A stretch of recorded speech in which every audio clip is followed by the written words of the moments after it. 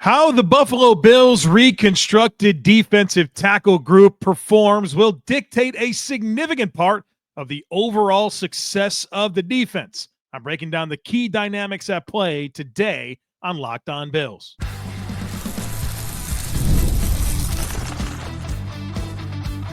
You are Locked On Bills, your daily Buffalo Bills podcast.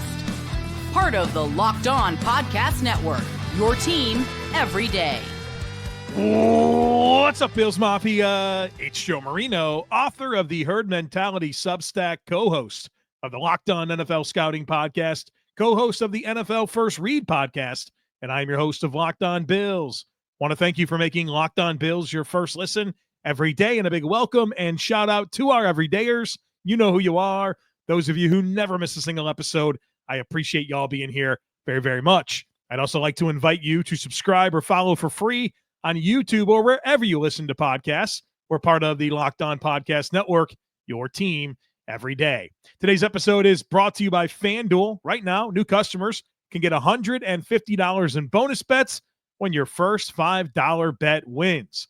Well, folks, welcome in. We're going to have a conversation today about the Buffalo Bills defensive tackles entering 2025.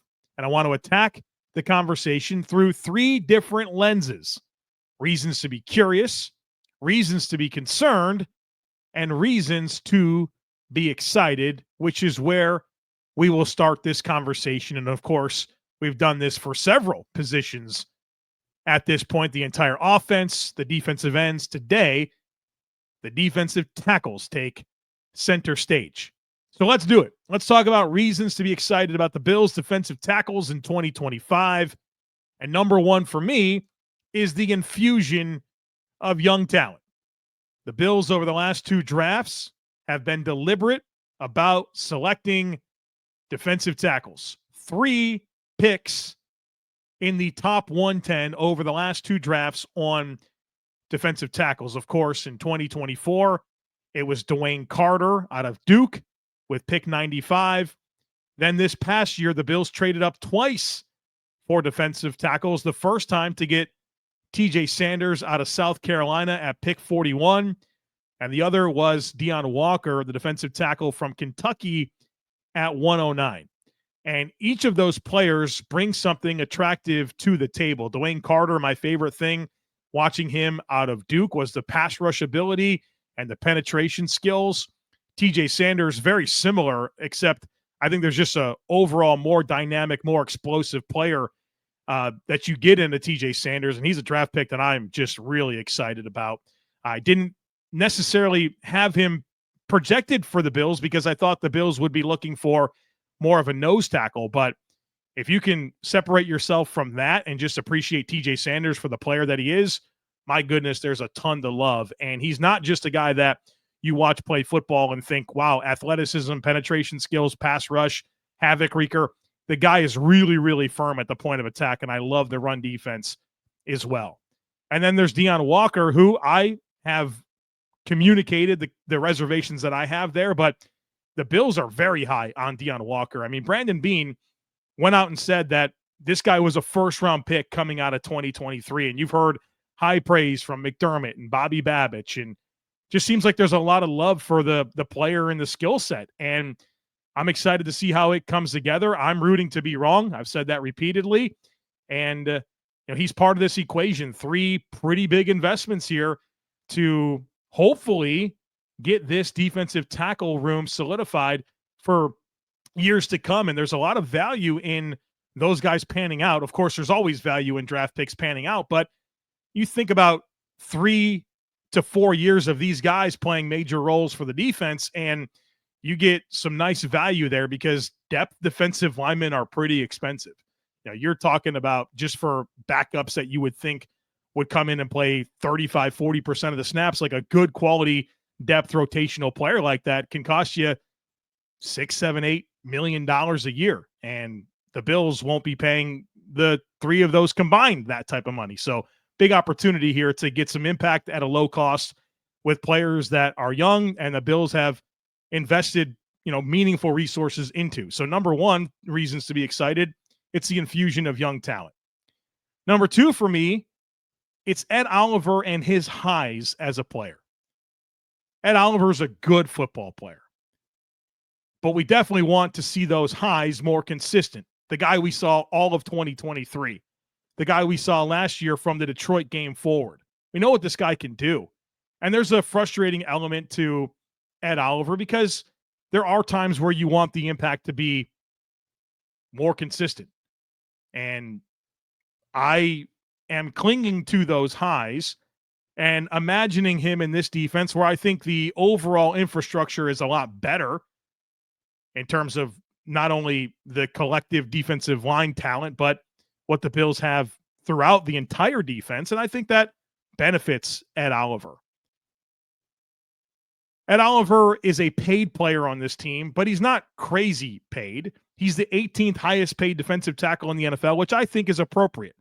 No, he's not Chris Jones, but he's also not paid like he's Chris Jones. Chris Jones gets paid $32 million a year. Ed Oliver is at 17. And in a world where Javon Kinlaw got a 3-year, $45 million deal from the Commanders, $15 million a season, I take zero exception with the contract that Ed Oliver has, but I also want to see more consistency. I want to see those highs that pop up more consistently. And I know that's been an Ed Oliver conversation since he's walked in the door. But I'm hopeful that this truly is the best talent around him that enables him to play his best football. The last thing I have written down under reasons to be excited is that you have a built-in reinforcement. And of course, I am talking about Larry Ogunjobi. And ideally, he's not suspended, right? And you have him from week 1 all the way throughout the year. That's not the case. However, you do have him for the last 11 regular season games plus your playoff run. Each of the last 2 years, the Buffalo Bills have been in a position where they've added a defensive tackle later in the season that ends up playing meaningful snaps down the stretch and in the postseason. Just this past year in 2024, the Bills signed Quentin Jefferson and Jordan Phillips off the street, and they played. Jefferson played 119 snaps. Phillips played 151 snaps. In 2023, the Bills added Linval Joseph off the street and played 189 snaps down the stretch. The Bills should not be in a position this year where they're signing a random defensive tackle that's available in November to come be part of the run. Larry Ogunjobi not only is available starting in week 8, so the Bills play 6 games, then a bye in week 7, then they're week 8 forward, but he's a reinforcement that's coming that's not brand new to the team, right? Will have and has had a normal offseason to this point. And then week 8, here you go. Here's a established NFL player that's got athleticism, that's been part of good defenses, that has versatility, that should make your defense better. And so that is a reason to be excited. Again, I'm not sitting here saying that I'm happy that he's not available weeks 1 through 6, but the fact that the last 2 years you've been searching for reinforcements and you have one built in, I'll take it. So it's the infusion of young talent. It's the highs that Ed Oliver continues to give us, and it's the built-in reinforcement that you already have and don't have to look for this year. All right, coming up next, reasons to be concerned, and there's actually a lot of reasons to be curious as well that we're going to get to later on. So, folks, be sure to stick with me.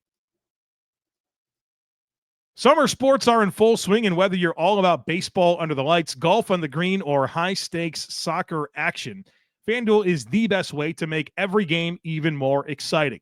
You're already following the action, so why not make it a little more thrilling? With FanDuel, you can get in on the game while your friends are getting sunburned at the beach. I've been using FanDuel to track my favorite matchups, and the app keeps it fresh with new daily promotions and fun ways to bet. I love making it part of my morning routine to see what profit boosts are available, and there's usually something that I like. Been taking advantage of the profit boosts on a Major League Baseball same game parlay most days recently, and I've been checking out some football's futures, and there are some Bills lines that intrigue me. How about this one? You think Khalil Shakir can get 1,000 receiving yards this year, you can get that at plus 270. How about this one? Josh Allen, you think he throws 30 or more regular season touchdown passes? That's available right now at plus 135. And if you think this is the year the Bills go to the Super Bowl, the Bills are plus 360 to win the AFC. So check it out. And if you're new to FanDuel, great time to sign up. New customers can bet just $5, get $150 in bonus bets if your first bet wins. So open the FanDuel app today or visit FanDuel.com/lockedon to get started. All right, folks, we went through all these reasons to be excited. Now let's do the opposite. Let's talk about reasons to be concerned. The first thing I have written down is a bit of a contrasting point to the first thing I talked about in the opening segment. I'm excited for the infusion of young talent, but simultaneously, this is unproven depth, especially at the start of the year. You've got Daquan Jones and Ed Oliver, and then you have two rookies and a second-year player. So Dwayne Carter, TJ Sanders, Deion Walker. Those guys are going to play a lot of snaps. Even if Ed Oliver plays 65% and Daquan Jones plays 50%, the rest of those snaps will be claimed by unproven players. Now, there's some good in that. You want those guys to get experience, right? You can't get it until you get it. But obviously, a lot of snaps played by guys that hadn't proven anything yet in the NFL. Now, I think the good news about that opening stretch is once you get past Baltimore, the next 5 games, I think things really lighten up quite a bit. And those are great games, I think, to get that experience in. But you're still playing Baltimore week 1. And that's a game of huge implications because there's potentially a playoff seeding tiebreaker on the line in that game. And you want to be able to handle that. And we know what's the challenge with Baltimore. It's Lamar Jackson and Derrick Henry in that rushing offense. And they had wrinkles last year, right? That first matchup, Baltimore had the wrinkles ready to go. And now it's week 1. There's no tape, right? It's the first game of the 2025 Ravens against the 2025 Bills. And you got to be ready to go. There's no tune-ups. You're playing the Baltimore Ravens. So you have a lot of snaps on that D-line played by rookies and inexperienced players. So number 1, reasons to be concerned, you've got unproven depth. Number 2, and I want to recycle a talking point from the defensive end conversation, but update it for the defensive tackle conversation that we're having right now. It's the combination of the pressure for this to work out, right? And a history that doesn't tell that great of a story. The Bills need these defensive tackle investments to pan out, and I can't point back to a significant history of the Bills being right at defensive tackle that gives you a lot of confidence. Thinking about some of the veterans that the Bills have signed in free agency, Tim Settle, Vernon Butler, Austin Johnson last year, even Star Lotulelei, those free agent investments didn't meet expectations. How about whatever the heck happened with Poona Ford?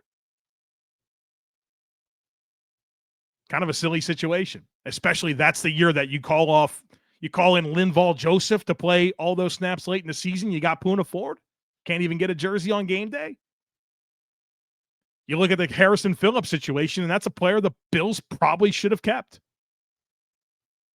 And I think Ed Oliver has become a good starter for the Bills, but he's a top 10 pick, and in the immediate 10 picks after the Bills selected Ed Oliver, you saw Dexter Lawrence, Jeffrey Simmons, and Christian Wilkins all get drafted at defensive tackle in the 10 picks immediately following the selection of Ed Oliver at number 9.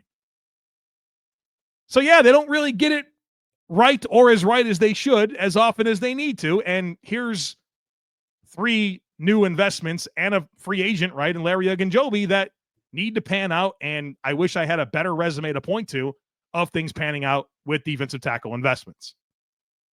So you need it to work, and I don't have a great story to tell when I look back at Sean McDermott and Brandon Beane's history of investing at defensive tackle. The other thing that I guess probably I'm concerned more about than the Bills, and maybe some people would agree with me, but I look at the makeup of this depth chart, and I think the Bills lack an A-gap defender outside of Daquan Jones. Not talking about your traditional nose tackle. I don't need a 350-pound guy that can't move to be in there and eat space. But there are players with skill sets in the style of defense that the Bills play, and up the field penetration style defense, where you want to have more of a prototype to play in the A-gaps. And right now, outside of Daquan Jones, I don't really see anybody with that profile. Again, that's a normal construction for the Bills. Like they've had Daquan Jones and complemented him with Jordan Phillips, or they've had Starlo Talele and Vernon Butler was like the other guy. And Jordan Phillips and Vernon Butler are not your ideal players for that role, in my view. And I look at this group, and it's Daquan Jones and Ed Oliver, and then TJ Sanders, penetration style player. Dwayne Carter, to me, penetration style player. Deion Walker, big body, has the physical makeup of an A-gap defender, but the way that he plays is not really like that. It's a lot more Jordan Phillips, where there is some really impressive moments of burst, really strong upper body, but not a guy that's going to hunker down and leverage his hips and recruit the lower half. I know I get some comments about how often I use that phrase, but it just kind of works with Deion Walker. It's just not really the type of skill set that you're going to put in the A-gaps and expect more of a traditional role. Again, normal construction for the Bills. I might attack it a little bit differently. And, that's kind of the piece of this group that's missing. I think the Bills are probably comfortable with that. They probably view Dwayne Carter more of an option there than I do. But I hope that this doesn't become a problem for the Bills, because I don't really see an ideal A-gap defender outside of Daquan Jones, which then is further complicated because Daquan Jones is in a contract year. And we'll talk more about the future for Daquan Jones among the other things that I'm curious about here in segment 3. So folks, be sure to stick with me.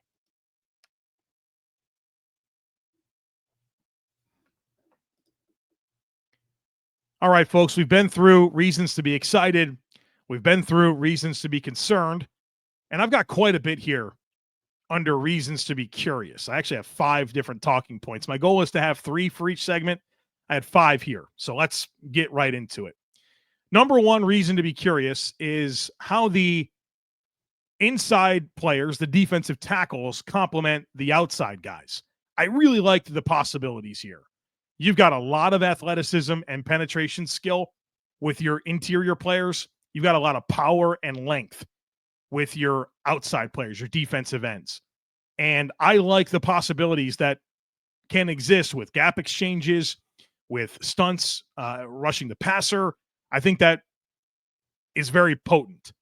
And one thing that you'll hear this from players, defensive ends in particular, defensive ends will be asked, what does it mean for you to play across from this other great defensive end? That's not a bad thing, but what's more meaningful is playing next to a good defensive tackle. And I think there's some really nice opportunity here for your pairings at defensive end and defensive tackle to work together and optimize each other. So I'm very curious to see how the Bills deploy these players and how those inside guys, the defensive tackles, complement the outside guys, the defensive ends. Number 2, under reasons to be curious, it's maximizing TJ Sanders. Bills have a lot invested here. They traded up to get him to number 41 overall.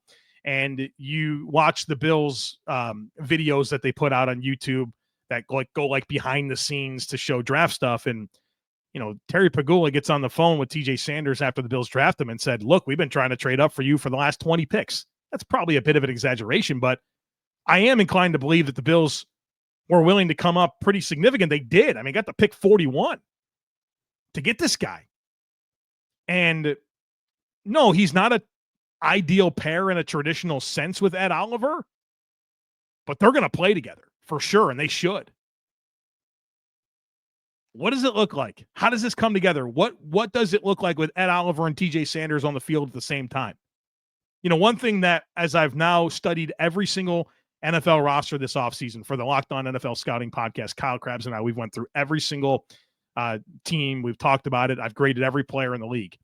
And the one thing that really stood out to me when breaking down and studying the Houston Texans is how similarly the makeup of the Houston Texans interior defensive line mirrors the Bills, where you've got a A-gap defender in Daquan Jones, just like they have Fali Fatukasi, and then it's all penetration style types. It's Tim Settle, it's Sheldon Rankins, it's Mario Edwards, it's players like that, where it's very similar to the Bills. And so if you think the Bills are on an island over here with how they're putting together their defensive tackle group, they're really not. There's a clear example right there with the Houston Texans. I think Denver is quite similar as well. Now they play odd front. They're a little bit different, but not a team that has, big, girthy A-gap defenders. It's not their style.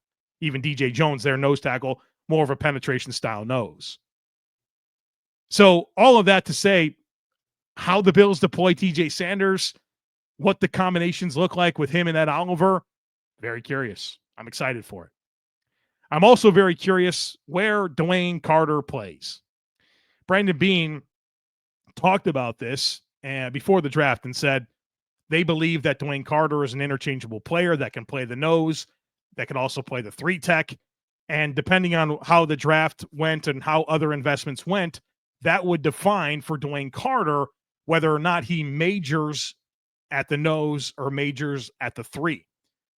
I never have once watched Dwayne Carter and thought to myself, you know what, A-gap defender, that makes sense. I think he's best as a pass rusher and a gap shooting type player. I mean, maybe he can, bulk up and, have a little bit more mass, and he's kind of got a bit of a dense build. Like, there's some ways to do it, but the run defense has always kind of underwhelmed me.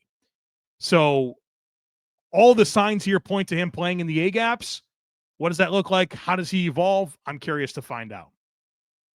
Number 4, I'm very curious about the Larry Ogunjobi return plan. Again, he comes back after a 6-game suspension.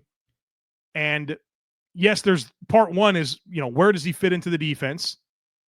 Who does he spell? What player is he?